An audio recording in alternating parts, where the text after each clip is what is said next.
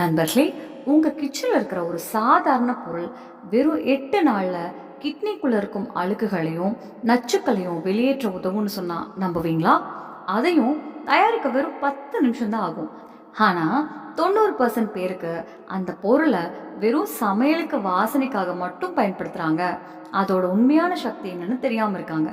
உங்களுக்கு சிறுநீரில் நுரை வருதா, இல்லை துர்நாற்றம் அடிக்குதா அப்படின்னா பலரும் தண்ணீர் குறைவா குடிச்சதால இருக்கும்னு சாதாரணமாக நினச்சிக்கிறாங்க. ஆனால் உண்மையான காரணம் சில நேரம் வேறையாகவும் இருக்கலாம். அது நேரடியாக அவங்க கிட்னியோட சம்மந்தப்பட்ட பிரச்சனையாக கூட இருக்கலாம். இன்னைக்கு நான் உங்களுக்கு ஒரு சக்தி வாய்ந்த கஷாயத்தை பற்றி சொல்ல போகிறேன். இது கிட்னியின் வடிகட்டும் திறனை உள்ளிருந்து மேம்படுத்த உதவக்கூடும்.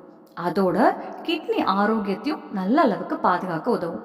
அப்படின்னா வாங்க, நேரத்தை வீணாக்காம இன்னைக்கு வீடியோக்குள்ளே போயிடலாம். இந்த கஷாயம் என்னென்ன பொருளில் தயாராகுது, எப்படி தயாரிக்கணும், எப்படி குடிக்கணும், யாரெல்லாம் இது குடிக்கக்கூடாது, இந்த எல்லா விஷயங்களையும் இன்னைக்கு வீடியோவில் முழு விவரமாக பார்க்க போகிறோம். ஆனால் அதுக்கு முன்னாடி உங்களுக்கு இந்த பிரச்சனை எவ்வளவு நாளாக இருக்குன்னு கீழே கமெண்ட்டில் சொல்லுங்கள். ஒரு வாரமா, ஒரு மாதமா, இல்லை பல வருஷங்களாவா? அதோட நீங்கள் எந்த ஊர்லேருந்து இந்த வீடியோ பார்க்குறீங்கன்னு சொல்லுங்கள். யாருக்கு தெரியும், உங்கள் பிரச்சனைக்கு சரியான தீர்வு கமெண்ட்லேயே நானே சொல்லிடலாமே.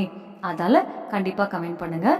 பாருங்கள் நண்பர்களே, சிறுநீரில் நுரை வர ஆரம்பித்தா சாதாரண நுரை இல்லை, ஃப்ளஷ் பண்ண பிறகும் போகாமல் இருக்கும் நுரைனா அதுக்கு ஒரு முக்கியமான காரணம் இருக்கலாம்.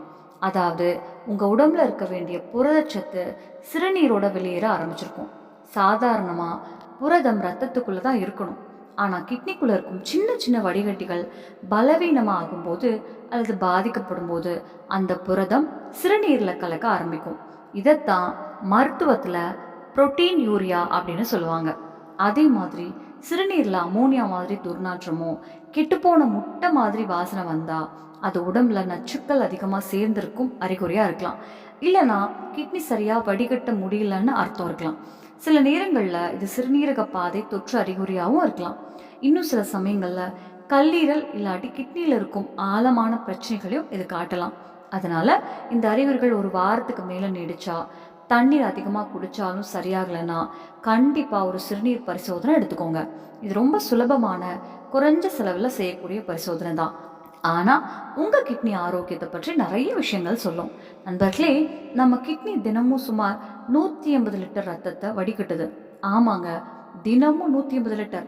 நம்ம உடம்புல ஓய்வே இல்லாமல் அமைதியாக வேலை செய்யும் உறுப்புகளில் முக்கியமானது கிட்னி தான். ஆனால் இப்போது நாம் அதுக்கு என்னென்ன சுமை கொடுக்குறோம் தெரியுமா?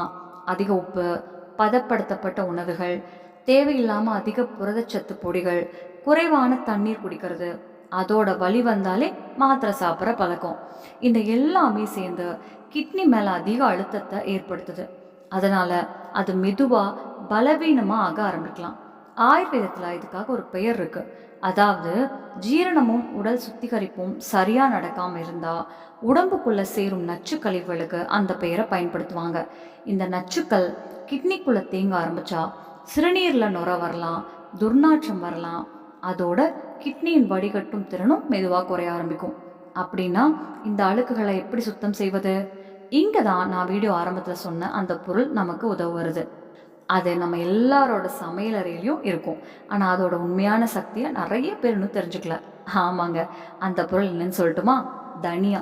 தனியானா என்ன? கொத்தமல்லி விதைகள். ஆமாங்க நண்பர்களே, முழு தனியா இல்லாட்டி கொத்தமல்லின்னு சொல்லலாம். ஒரு ஆராய்ச்சியில் கொத்தமல்லி இலை சாறு சூடாக்கி 8 வாரங்கள் கொடுத்த போது கிட்னிக்குள்ளே இருந்த இரும்பு, ஆர்சனிக், கேட்மியம் போன்ற தீங்கு விளைவிக்கும் கனிம நச்சுக்கள் குறைஞ்சது கண்டுபிடிக்கப்பட்டிருக்கு.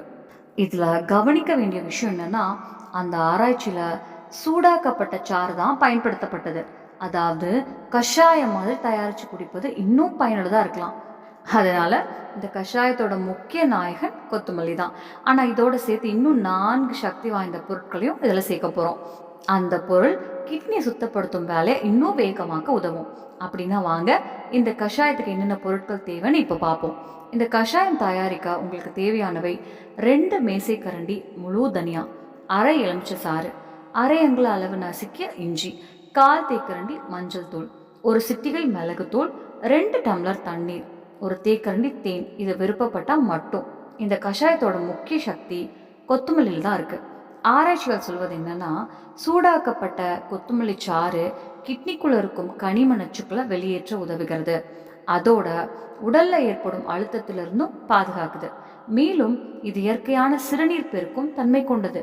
அதாவது சிறுநீர் வெளியேற்றும் அளவை அதிகரித்து கிட்னியின் வடிகட்டும் வேலையை இயற்கையாகவே வேகப்படுத்த உதவுது. எலுமிச்சை பற்றி சொல்லணும்னா அதில் சிட்ரேட் சத்து நிறைய இருக்கு மற்றும் புளிப்பு பழங்களை விட கூட அதிகமாக இருக்கும். இந்த சிட்ரேட் என்ன பண்ணுறதுன்னா கிட்னிக்குள்ள கால்சியம் தேங்கி கல் உருவாக்குறத தடுக்க உதவுது. அதாவது கிட்னி கல் இருக்கு இல்லையா, அது உருவாகும் வாய்ப்பை குறைக்க உதவுது. அடுத்தது மஞ்சள். மஞ்சளும் மிளகுமே சொல்லலாம். இந்த ரெண்டும் சேரும்போது உடம்புக்குள்ள இருக்கும் வீக்கம் மற்றும் எரிச்சலை குறைக்க உதவும் சக்தி அதிகரிக்குது. கிட்னிக்குள்ள இருக்கும் வீக்கத்தையும் குறைக்க உதவுது.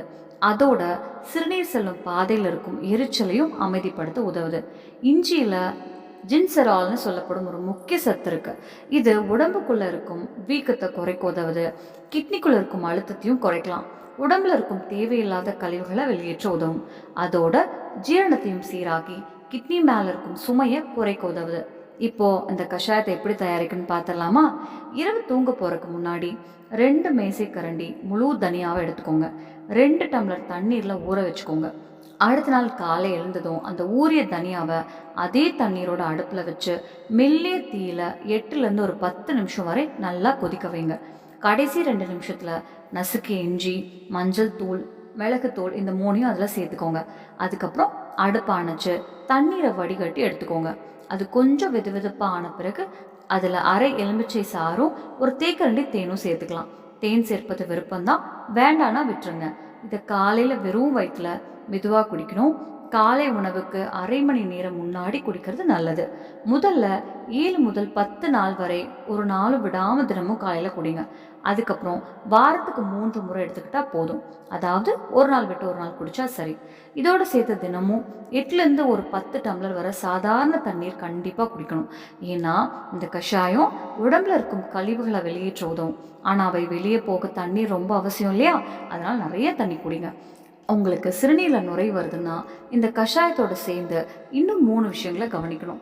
முதல்ல சில நாட்களுக்கு அதிக புரதச்சத்துள்ள உணவுகளை குறைச்சிக்கோங்க. புரத பானங்கள், அதிக பன்னீர், அதிக அசைவம் இவைகளை கொஞ்சம் கட்டுப்பாட்டில் வச்சுக்கோங்க. 2வது என்னன்னு சொல்லட்டுமா, அதிக உப்பு தயாரித்து விற்கப்படும் உணவுகளும் குறைக்கணும். சிப்ஸு, ஊறுகாய், உடனடி நூடுல்ஸ், காரசாரமான நொறுக்கு திணிகள் இது எல்லாமே கிட்னி மேலே கூடுதல் சுமை தரும். 3வது ரொம்ப காரம், எண்ணெய் அதிகமான உணவுகளை தவிர்க்கணும். இப்படிப்பட்ட உணவுகளை உடம்புக்குள்ள எரிச்சலையும் சூட்டையும் அதிகப்படுத்தி சிறுநீர் பாதையில் சிரமம் தரலாம். இப்போ இந்த கஷாயத்தை யாரெல்லாம் கவனமாக பயன்படுத்தணும்னு பார்க்கலாமா? உங்களுக்கு ஏற்கனவே கடுமையான கிட்னி நோய் இருந்தா, உதாரணத்துக்கு நீண்ட கால கிட்னி பிரச்சனை இல்லாட்டி டயாலிசிஸ் நடந்து கொண்டிருந்தா மருத்துவர்கிட்ட கேட்காம இதை குடிக்காதீங்க. கர்ப்பமாக இருக்கும் பெண்கள் இல்லாட்டி குழந்தைகள் பால் கொடுக்கும் அம்மாக்கள் இதை பயன்படுத்துறதுக்கு முன்னாடி மருத்துவர்கிட்ட ஆலோசனை கேட்கறது நல்லது. ரத்தத்தை நீர் தாக்கும் மாத்திரைகள் எடுத்துக்கிட்டு இருந்தீங்கன்னா மஞ்சளும் இஞ்சியும் ரத்தத்தை இன்னும் மெல்லியதாக்க வாய்ப்பு இருக்கு. அதனால கவனமாக இருக்கணும். அதே மாதிரி உங்களுக்கு குறைந்த ரத்த அழுத்தம் பிரச்சனை இருந்தால் இஞ்சியும் தனியாகவும் அழுத்தத்தை இன்னும் குறைக்கலாம். அதனால் அதிலும் கவனம் தேவை. ஏற்கனவே கிட்னியில் கல் இருந்தால் இந்த கஷாயம் உங்களுக்கு பொருத்தமாக இல்லையான்னு மருத்துவர்கிட்ட கேட்ட பிறகு தான் பயன்படுத்தணும். வீடியோ பிடிச்சிருந்தா ஒரு லைக் பண்ணுங்கள். உங்கள் வீட்டில் இருக்கவங்களுக்கும் நண்பர்களுக்கும் பகிருங்க. நம்ம சேனலுக்கு புதுசாக இருந்தால் கண்டிப்பாக சப்ஸ்கிரைப் பண்ணி வச்சுக்கோங்க. அடுத்த வீடியோவில் மீண்டும் சந்திப்போம். அது வரைக்கும் உடம்பையும் நல்லா கவனிச்சுக்கோங்க. சந்தோஷமாக இருங்க. தினமும் புதுசாக ஏதாவது கற்றுக்கிட்டே இருங்க. டெய்லி ஆன் சேனலை பார்த்துக்கிட்டே இருங்க. ஆரோக்கியமாக வாழுங்க. இந்த வீடியோ உங்களுக்கு பயனுள்ளதாக இருந்துச்சுன்னா ஒரு லைக் பண்ணுங்கள். உங்கள் குடும்பத்தினர்கிட்டையும் நண்பர்கள்கிட்டையும் கண்டிப்பாக பார்க்க இந்த வீடியோவை பகிருங்க. இன்னும் இது போன்ற உடல்நலம் பற்றிய பயனுள்ள தகவல்களுக்கு நம்ம சேனலை பதிவு பண்ணிக்கோங்க. பக்கத்தில் இருக்கிற மணி சின்னத்தையும் அழுத்திடுங்க. அப்போ தான் அடுத்த வீடியோ உடனுக்குடன் உங்களுக்கு வரும். அடுத்த வீடியோவில் மீண்டும் சந்திப்போம். நன்றி. நம்ம சேனல்ல பிடிச்சிச்சுன்னா லைக் பண்ணுங்க.